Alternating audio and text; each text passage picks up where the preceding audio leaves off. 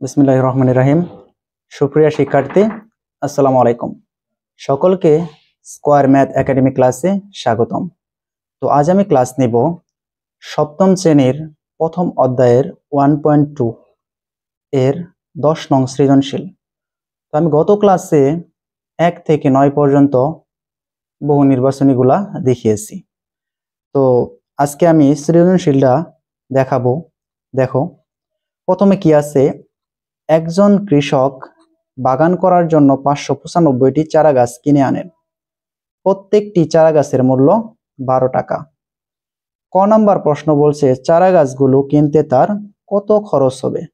আচ্ছা, এখানে দেখো প্রত্যেকটি চারা গাছের মূল্য 12 টাকা। তো ক নাম্বার সমাধান দেখো, লিখবা একটি চারা গাছের মূল্য, একটি চারা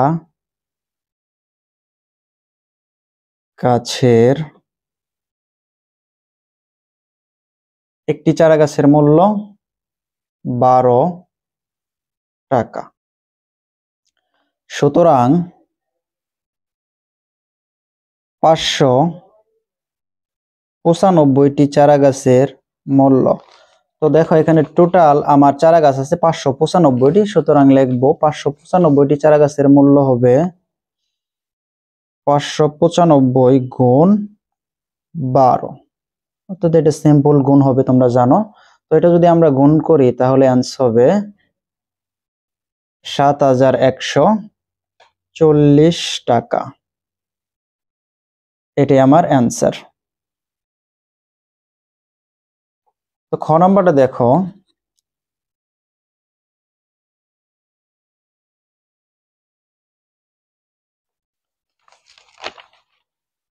তো খ নম্বর প্রশ্নটা দেখো, বাগানে প্রত্যেক সারিতে সমান সংখ্যক গাছ লাগানোর পর কয়টি চারা গাছ অবশিষ্ট থাকবে।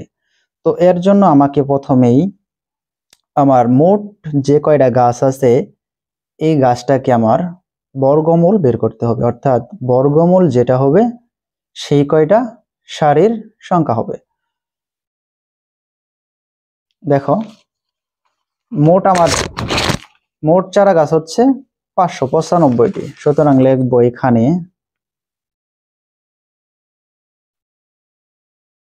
595 এর বর্গমূল করি। দেখো 595 লিখলাম প্রথমে। তো আমরা প্রথম 1.1 কিন্তু বর্গমূল গুলা শিখেছি। প্রথমে কাজ কি, প্রথমে জোড়া করা, দুইটা সংখ্যা জোড়া করলাম। তো এটার যেহেতু জোড়া নেই, এটা এক্সট্রা থাকবে। তো তারপরে কাজ হচ্ছে আমার লাঠি নেওয়া, অর্থাৎ একটা ভাগ চিহ্ন নেওয়া। তো এখন দেখব প্রথম যেটা জোড়া থাকবে সেটার কোন সংখ্যার বর্গ এর কাছাকাছি, অর্থাৎ 2 এর বর্গ হচ্ছে 4, 3 এর বর্গ হচ্ছে 9, সুতরাং 2 এর বর্গ অর্থাৎ 4 5 এর কাছাকাছি, সুতরাং এখানে নিব 4। যেহেতু বর্গমূল 2, এখানে কত হবে, 2 হবে। তো এখন দেখো এই 5 থেকে 4 বাদ দিলে হয় 1, এখানে দুইটা মানে জোড়াটাই নিয়ে আসবো, তো 195 হলো। এখন এই 2 এর ডাবল কত আমরা জানি, 2 এর ডাবল হচ্ছে 4। এখন এমন একটা সংখ্যা নিতে হবে যাতে ওই সংখ্যা দ্বারা এইটুকু করে গুণ করলে 195 বা এর কাছাকাছি হয়। তো আমি যদি এখন নেই 4 এবং 4 নেই, তাহলে কত হয়, তাহলে হয় 176। তাহলে 195 এর কাছাকাছি। আবার যদি ধরো 5 নেই, অর্থাৎ 4 এর পরে যদি 5 নেই, তাহলে কিন্তু 5 দ্বারাই গুণ করতে হবে। তো দেখো 5 দ্বারা যদি গুণ করি 5 5 25 এবং এখানে হবে 22, এটা কিন্তু বেশি হয়ে যায়, সুতরাং আমি নিব 4। এখানে যদি 4 দেই, এখানেও দিতে হবে 4। 176 এখানে যদি বিয়োগ করি, তো বিয়োগ করলে অবশিষ্ট নামে 19। সুতরাং আমি কিন্তু আগেই বলেছিলাম যে এটা বর্গমূল হবে, সেই কয়টা সারি হবে, অর্থাৎ লিখবা সুতরাং বাগানে প্রত্যেক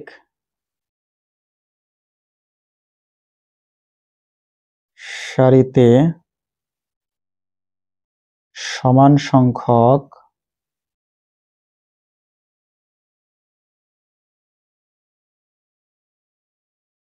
গাছ লাগানোর পর 19টি, যে অবশিষ্ট আছে 19টি চারা গাছ অবশিষ্ট থাকে।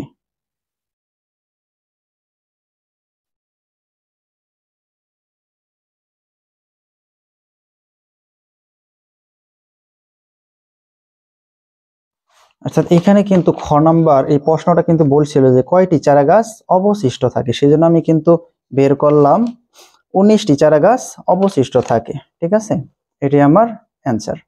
তো ঘ নাম্বার দেখো, খরচের টাকার সংখ্যা ও চারা গাছের সংখ্যার বিয়োগফলের সাথে কোন ক্ষুদ্রতম সংখ্যা যোগ করলে যোগফল একটি পূর্ণবর্গ সংখ্যা হবে। তো আমরা ক হতে কিন্তু পেয়েছিলাম যে খরচ হয়েছিল টোটাল 7,140 টাকা এবং চারা গাছের সংখ্যা 595টি। তো লিখবা ক হতে পাই মোট খরচ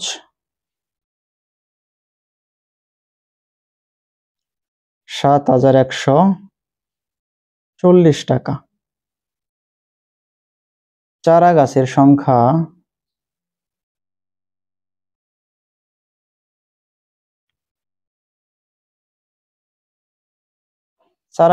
কত? 595টি।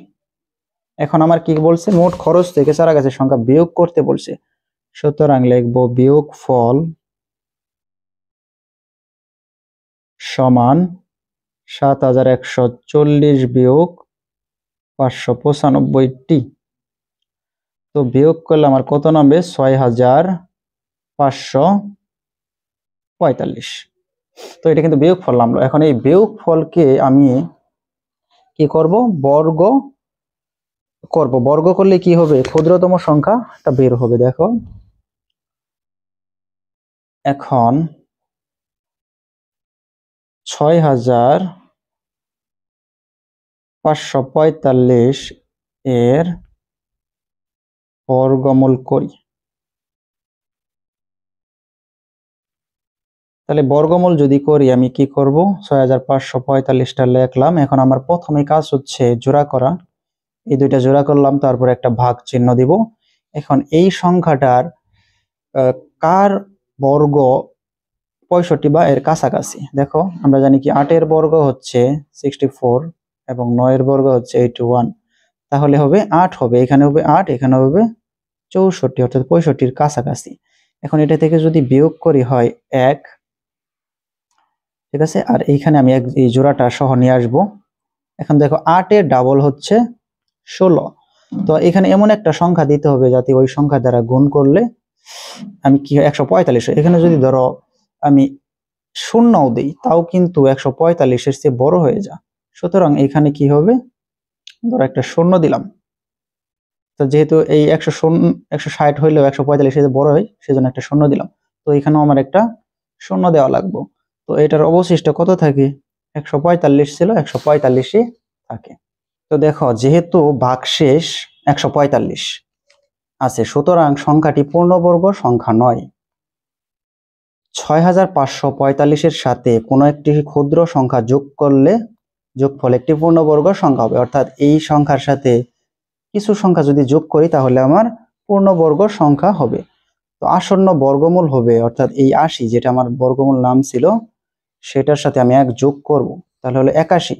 81 এর বর্গ হবে 81 গুণ 81, অর্থাৎ 6,461। অর্থাৎ এটা আমার বের করার উদ্দেশ্য হচ্ছে যদি এটা থেকে আমি 6,545 যদি বিয়োগ করি তাহলে আমার যেটা অবশিষ্ট নামবে ওইটাই কি আমার নির্ণয় ক্ষুদ্রতম সংখ্যা। তখন লিখবো নির্ণয় ক্ষুদ্রতম সংখ্যা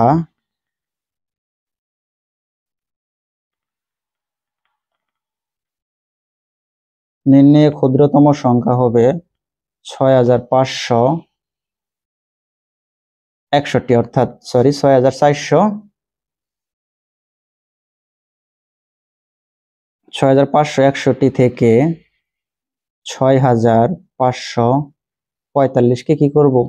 বিয়োগ করব। তাহলে বিয়োগ ফল হবে 16। এটি আমার অ্যান্সার, অর্থাৎ নির্ণয় ক্ষুদ্রতম সংখ্যা হবে 16।